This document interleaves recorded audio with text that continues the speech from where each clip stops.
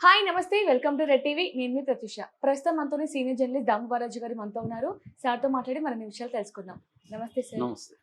Sir పాకిస్తాన్లో సైనిక తిరుగుబాటు రాబోతుందని వింటున్నాం ఇందులో ముఖ్యంగా ఇంకొక ట్విస్ట్ ఏంటంటే అమెరికా అధ్యక్షుడు డొనాల్డ్ ట్రంప్ గారే ఇందులో ఉండి నడిపిస్తున్నాడని కూడా చాలా ఆరోపణలు వింటున్నాం మరి ఇది ఎంతవరకు సాధ్యం అంటారు అంటే ఒకవేళ జరిగే ఛాన్సెస్ ఏమైనా ఉందంటారా నిన్న మొన్న ఒక పాకిస్తాన్ నావల్ అకాడమీ కరాచీలో సమావేశం జరిగింది. దాంట్లో పాకిస్తాన్ ఆర్మీ చీఫ్ మార్షల్ అంటారు, మార్షల్ అసీం మునీర్ మళ్ళీ ఇండియా మీద తీవ్ర ఆరోపణలు చేశాడు. తీవ్ర హెచ్చరికలు, బెదిరింపులు కూడా చేశారు. ఇండియాని ఒక రకంగా థ్రెటన్ చేసినట్టుగా మనకు అర్థమవుతుంది. సో అతను ఏం మాట్లాడాడు అంటే, ఇండియా రీజనల్ టెన్షన్ అంటే ప్రాంతీయ ఉద్రిక్తతలకు ఇండియా పాల్పడుతుంది. ఇండియా మా మీద దాడి చేసింది. మేము బీ ఫిట్టింగ్ రిప్లై ఇచ్చాము. దాన్ని ఏమంటారు, రిస్ట్రైంట్ అండ్ మెచ్యూరిటీ. ఇండియా మమ్మల్ని రెచ్చగొట్టినా కూడా మేము రెచ్చిపోకుండా తగిన పద్ధతిలోనే ఇండియాకి సమాధానం ఇచ్చాము. మళ్ళీ కూడా ఇండియా ఎలా చేస్తే మళ్ళీ కూడా మేము తగిన సమాధానం ఇస్తాము. రెసల్యూట్లీ అన్నాడు. రెసల్యూట్లు అంటే చాలా క్లియర్గా ఇస్తాము.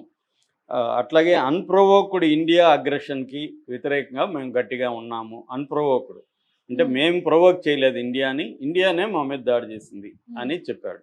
రెండవది, కాశ్మీర్ని ఇండియా ఆక్యుపై చేసుకునింది. ఇండియా ఆక్యుపై చేసుకున్న కాశ్మీర్ని విముక్తి చేయడం కోసం అక్కడ మన సోదరులు పోరాడుతున్నారు. వీళ్ళ సోదరులు ఎవరంటే టెర్రరిస్టులు అన్నమాట. పాకిస్తాన్ టెర్రరిస్టులు అక్కడ పోరాడుతున్నాడని ఈయన ఏమో మాట్లాడుతున్నాడంటే, వాళ్ళు దేశభక్తులుగా వాళ్ళు వీరులుగా చెప్పుకుంటున్నాడు. వాళ్ళకి మన పొలిటికల్గా, డిప్లొమాటిక్గా, మోరల్గా అన్ని సపోర్ట్ చేస్తాము అని చెప్తున్నాడు. సో ఇది ఇంత ధైర్యంగా ఎందుకు అసీం మునీర్ మళ్ళీ మాట్లాడుతున్నాడు? నిజానికి మనం ఇండియా దెబ్బకి పాకిస్తానే తోకముడిచిందని ఇండియాలో అందరూ చెప్తారు. పాకిస్తాన్లో కూడా ఒప్పుకుంటున్నారు చాలామంది. పార్లమెంట్లో కూడా మనం మాట్లాడిన వాళ్ళల్లో చాలామంది ఇండియా వల్ల మాకు నష్టం జరిగింది, వాళ్ళ 11 ఎయిర్ బేస్ల మీద మనం అటాక్ చేసాము, తర్వాత వాళ్ళ ఫ్లైట్లను కొన్ని కూల్చాము, మన ఫ్లైట్లు కూడా 1-2 నష్టాలు జరిగినట్టుగా మన వాళ్ళు కూడా ఒప్పుకున్నారు. యుద్ధం అంటే రెండు వైపులా జరుగుతాయి, ఒకవైపే జరగదని కాదు, ఎక్కువ తక్కువలు ఉండొచ్చు. మన ఇజ్రాయెల్లో కూడా, ఇరాన్లో ఎక్కువ జరిగి ఉండొచ్చు నష్టం, కానీ ఇజ్రాయెల్లో కూడా బాగా జరిగింది. ఎందుకంటే ఇవాళ అన్ని దేశాలకి వెపన్స్ అనేవి ఉన్నాయి పెద్ద ఎత్తున, తక్కువ ఎక్కువలు ఉండొచ్చు అంతేగాని. పాకిస్తాన్ దగ్గర కూడా అణుబాంబు ఉంది, మన దగ్గర 170 న్యూక్లియర్ వార్ హెడ్స్ ఉంటే 172 మన దగ్గర ఉంటే వాళ్ళ దగ్గర 170 అంటున్నారు. కొంతమంది ఇంకా ఎక్కువ ఉంటాయి అంటున్నారు. ఎందుకంటే కరెక్ట్గా ఎన్ని వార్ హెడ్స్ ఉన్నాయో లెక్క చెప్పకపోవచ్చు, చెప్పేది ఒకటి, సీక్రెట్గా కూడా కొన్ని ఉంటాయి. అట్లాగే వాళ్ళకి చైనా సహాయం ఉంది, తర్వాత టర్కీ హెల్ప్ ఉంది, అజర్బైజాన్ ఓపెన్గానే సపోర్ట్ చేస్తుంది, ట్రంప్ హెల్ప్ చేస్తున్నాడు. సో ఈ నేపథ్యంలో ఒక చర్చ మొదలైంది. ఎందుకు ఇంత ధైర్యంగా అసీం మునీర్ మళ్ళీ ప్రకటించాడు? అంతకుముందు కూడా మనం చూస్తే ఏప్రిల్ 16న అసీం మునీర్ ఎలాగ మాట్లాడాడు? మన జోగులర్ వెయిన్ అన్నాడు కాశ్మీర్ని. జోగులర్ వెయిన్ అంటే ఒక జీవనాడి అనుకోవచ్చు, ఇంపార్టెంట్ ఇది. సో కాశ్మీర్ మాది అన్నట్టుగా ఆయన మాట్లాడారు. అట్లాగే ముస్లింలకి, హిందువులకి అసలు ఎప్పుడు కూడా కలవరు, వాళ్ళు క్లియర్గా వాళ్ళ మధ్య కలయిక అనేది జరగదు, ఇద్దరు సపరేట్ అనేది థియరీ కూడా 2 నేషన్ థియరీ అంటారు. 2 నేషన్ థియరీ కూడా ఆయన మాట్లాడాడు. సో ఆయన మాట్లాడిన ఒక 6 రోజులకి ఏప్రిల్ 22న పహల్గామ్లో అటాక్ జరిగి 26 మంది సివిలియన్స్ని వాళ్ళు చంపేశారు. ఒక ముస్లిం ఉన్నారు, మిగతా 25 మంది హిందూసే. అందులో 24 మంది ఇండియా, ఒక నేపాలీ. సో అంటే క్లియర్గా నాన్ ముస్లింని అంటే హిందువుల్ని ఏరి చంపారనమాట. కావాలనే హిందూ ముస్లిం గొడవ పెట్టాలన్న ప్లాన్ కూడా కనబడుతుంది. సో దానికి వ్యతిరేకంగా మనం ఆపరేషన్ సింధూర్ చేసాం, దానికి వ్యతిరేకంగా వాళ్ళు అటాక్ చేశారు, ఇవి జరిగాయి. ఇప్పుడు సైలెంట్గా లేకుండా మళ్ళీ ఎందుకు మనల్ని రెచ్చగొడుతున్నాడు అనేది ఇప్పుడు చర్చ నడుస్తుంది. దీని వెనక ట్రంప్ ఉన్నాడని, ట్రంప్ అతనితో జూన్ 18న లంచ్ మీటింగ్ ఏర్పాటు చేయడం కూడా వింతల్లోకి వింత. ఎందుకంటే ఇప్పటి వరకు పాకిస్తాన్ ఏర్పడి 77 ఏళ్ళు అవుతుంటే ఇప్పటి వరకు పాకిస్తాన్ మిలిటరీ చీఫ్ని ఒక అమెరికా ప్రెసిడెంటు విందుకు పిలవడం అనేది ఎప్పుడూ లేదు చరిత్రలో, ఫస్ట్ టైం. మామూలుగా అయితే ప్రెసిడెంట్ని, ప్రధానమంత్రుల్ని పిలుస్తారు, అంటే సివిలియన్ అడ్మినిస్ట్రేటర్ని పిలుస్తారు తప్ప మిలిటరీ చీఫ్ని పిలిచి అమెరికా ప్రెసిడెంట్లు లంచ్ మీటింగ్లకు పిలవరు. ఫస్ట్ టైం పిలిచాడు. అంటే దీని వెనక ఏమన్నా పాకిస్తాన్లో మిలిటరీ పరిపాలన డైరెక్ట్గా తీసుకొచ్చే ఉద్దేశం ట్రంప్కుందా అన్న ఒక వెర్షన్ బయటకు వచ్చింది. ఇప్పుడు ప్రపంచవ్యాప్తంగా ఈ చర్చ నడుస్తుంది, ముఖ్యంగా ఇండియాలో ఈ చర్చ నడుస్తుంది. అంటే పాకిస్తాన్లో సైనిక తిరుగుబాట్లు అనేవి కొత్త కాదు. మనకి 1947లో వాళ్ళకి స్వాతంత్రం వస్తే మనలాగే వాళ్ళకి కూడా వచ్చింది, 2 కంట్రీలు ఏర్పడ్డాయి కదా. ఇప్పటివరకు 77 ఏళ్ల పరిపాలనలో 33 ఏళ్ళు సైనిక పరిపాలనే జరిగింది అక్కడ పాకిస్తాన్లో. సివిల్ పరిపాలన జరగలే 33 ఏళ్ళు. అంటే 1957లో అయూబ్ ఖాన్ ఫస్ట్ పాకిస్తాన్లో మిలిటరీ పరిపాలన తీసుకొచ్చాడు. సివిల్ అడ్మినిస్ట్రేషన్ కూలగొట్టి మిలిటరీ అధికారి జనరల్ వచ్చాడు. ఆయన 69 వరకు పరిపాలించాడు, 58 నుంచి 69. తర్వాత 1971లో యాహ్యా ఖాన్, జనరల్ యాహ్యా ఖాన్, ఆయన పరిపాలన జరిగింది. ఎప్పటి వరకు 69 నుంచి 71 వరకు. దాని తర్వాత 71లో 77లో జియావుల్ హక్ వచ్చాడు. 77 నుంచి 88 వరకు జియావుల్ హక్ పరిపాలించాడు. తర్వాత 99లో జనరల్ పర్వేజ్ ముషారఫ్ వచ్చాడు. 99 నుంచి 2008 వరకు ఆయన పరిపాలించాడు. అంటే 4 సార్లు వాళ్ళకి మిలిటరీ పరిపాలన ఇప్పటి వరకు ఉంది. 33 ఏళ్ల పాటు పాకిస్తాన్లో డైరెక్ట్గా మిలిటరీ పరిపాలన ఉంది. అది కాకుండా ఇండైరెక్ట్గా మిలిటరీ అధికారులే శాసిస్తుంటారు అక్కడ. అయితే ఈ 17 ఏళ్లలో మాత్రం 2008 తర్వాత డైరెక్ట్గా మిలిటరీ పరిపాలన లేదు. అయితే ఇతను వచ్చిన తర్వాత, అసీం మున్నీర్ వచ్చిన తర్వాత, అతను జిహాదిస్ట్ మిలిటరీ చీఫ్ అంటారు.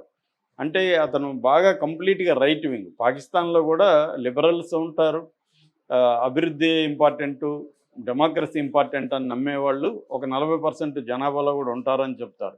కానీ ఒక 60% ఇస్లామిస్టు రాజ్యాన్ని స్థాపించాలి, ప్రపంచవ్యాప్తంగా ఇస్లామిజాన్ని తీసుకురావాలి అని ఒక నమ్మే right wing, extreme right wing politics చేసేవాళ్ళు 60% పైన ఉన్నారు. వీళ్ళు అసీం మున్నీర్ వైపు ఉన్నారు.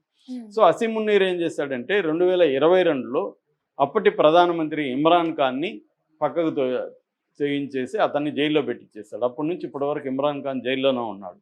ఎందుకంటే అసీం మున్నీరుకి తను డామినేట్ చేయాలి, తను పరిపాలించాలన్న కోరిక ఉండడం వల్లనే అసీం మున్నీర్ ఏం చేశాడంటే ప్రధానమంత్రి వాళ్ళ భార్య మీదనే ఆరోపణలు చేస్తూ ప్రధానమంత్రికి ఫైల్ సబ్మిట్ చేశాడు.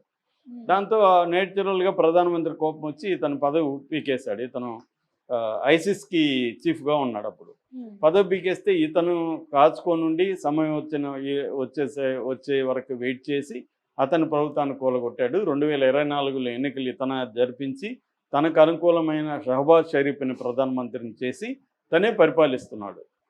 పేరుకేమో షహబాజ్ షరీఫ్ ప్రధానమంత్రి, సివిలియన్ అడ్మినిస్ట్రేషన్ పేరుకుంది, కానీ మొత్తం పరిపాలన కానీ డిసిషన్ మేకింగ్ కానీ అన్నీ కూడా అసీం మున్నీరే చేస్తున్నాడు. అందుకనే అసీం మున్నీర్ని ట్రంప్ కలిశాడు. అంటే ట్రంప్కి 2 రకాల ప్రయోజనాలు బ్రాడ్గా చూస్తూ ఉన్నాయి. ఒకటి వ్యక్తిగత ప్రయోజనాలు ఏంటంటే ట్రంప్ కొడుకు, ట్రంప్ అల్లుడు, ట్రంప్ ఫ్రెండ్ స్టీవ్ మెట్కాఫ్, వీళ్ళు అక్కడ పెట్టుబడులు పెడుతున్నారు. ముఖ్యంగా ఈ క్రిప్టో కరెన్సీలో కొన్ని $1 మిలియన్ అక్కడ ఇన్వెస్ట్మెంట్ చేస్తున్నారు. రెండవది స్ట్రాటజిక్ ప్రయోజనాలు ఏంటంటే పాకిస్తాన్లో ప్రధానంగా చైనా పెద్ద ఎత్తున పెట్టుబడులు, దాదాపు $70 బిలియన్ పెట్టుబడి పెట్టి సిపెక్ అంటారు, China Pakistan economic zone, economic corridor నడుపుతుంది అక్కడ.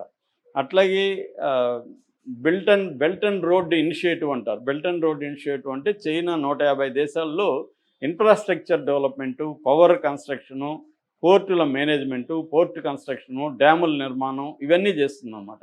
అలాగే పాకిస్తాన్లో $70 బిలియన్ ఇన్వెస్ట్ చేసింది చైనా. ఇంకొక 30 బిలియన్ అప్పుగా ఇచ్చింది పాకిస్తాన్కి. అంటే ఒక రకంగా పాకిస్తాన్ని తన గుప్పెట్లో ఉంచుకుంది చైనా. దీన్ని బ్రేక్ చేయాలంటే మనం కూడా అక్కడ పెట్టుబడులు పెట్టాలి, మనం కూడా పాకిస్తాన్లో ఒప్పందం చేసుకోవాలి, మనకు అనుకూలమైన వ్యక్తిని అక్కడ పరిపాలనలో పెట్టుకోవాలని ట్రంప్ ఆలోచిస్తున్నాడు. ఎందుకంటే చైనాని కంట్రోల్ చేయాలా వరల్డ్ వైడ్గా అనేది ట్రంప్కున్న అవగాహన, ఆశయం. ఎందుకంటే ఇది కోల్డ్ వరల్డ్ వార్ వెళ్ళినాక రష్యా ఉన్నంత, సోవియట్ యూనియన్ ఉన్నంత వరకు ప్రపంచాన్ని 2గా వీళ్ళు పరిపాలించేవాళ్ళు. ఇప్పుడు కోల్డ్ వరల్డ్ వార్ పోయినాక ఏమైందంటే మొత్తం అమెరికా ఆధిపత్యం ఉంది. అది మెల్లగా అమెరికా ఆధిపత్యం అనేది పోతూ ఉంది. ఇప్పుడు ఏంటంటే మల్టీలేటరల్గా మారింది సమాజం వరల్డ్ వైడ్గా. అంటే చైనా, రష్యా ఇవన్నీ స్ట్రెంగ్తన్ అయినాయి. మిలిటరీ పరంగా రష్యా స్ట్రాంగ్గా ఉంది. చాలా విషయాలు అమెరికా కంటే అడ్వాన్స్ ఉంది. For example nuclear weapons Russia దగ్గర 6,000 వరకు ఉంటే న్యూక్లియర్ వార్ హెడ్స్ అమెరికా దగ్గర 5,400 ఉంది. అంటే నెంబర్ 1గా రష్యా ఉంది. చైనా ఎకనామిక్ ఫ్రంట్లో చైనా అమెరికాని ఢీకొంటుంది. 150 దేశాల్లో తన పెట్టుబడులు పెట్టింది. సో ఇట్లా ఎవరికి వాళ్ళు ఒప్పందాలు, బ్రిక్స్ అనేది ఒకటి రంగంలో దిగింది. ఇండియా కూడా బ్రిక్స్లో యాక్టివ్గా ఉంది. ఇట్లా మల్టీలేటరల్గా ఉండేసరికి అమెరికా ఆధిపత్యం అనేది ప్రపంచం మీద తగ్గిపోతుంది. దీన్ని మళ్ళీ తీసుకురావడానికి అమెరికా నానా రకాల ప్రయత్నాలు స్ట్రాటజీలు చేస్తుంది. అందుకని ఇప్పుడు పాకిస్తాన్కి ఈ 2 వ్యూహాలతో, పాకిస్తాన్లో పవర్ఫుల్ అసీం మునీర్ కాబట్టి అసీం మునీర్కి లంచ్ మీటింగ్ ఏర్పాటు చేసి ఐ లవ్ పాకిస్తాన్ అని అది ఇదని ట్రంప్ పాకిస్తాన్ని ఎగదోలుతున్నాడు ఇండియాకి వ్యతిరేకంగా. అందుకనే ఇంత ధైర్యంగా అసీం మునీర్ మాట్లాడడానికి కూడా కారణం ఏంటంటే ఈ ట్రంప్ ఇచ్చిన చొరవ, ట్రంప్ ఇచ్చిన సపోర్ట్ వల్లే అసీం మునీర్ ఇండియాని ఛాలెంజ్ చేసి ఇండియాని అస్థిరపరచడం అనేది అవసరం ఈ రీజనల్ డామినేషన్లో అనేది ఇప్పుడు మాట్లాడుకుంటున్నారు.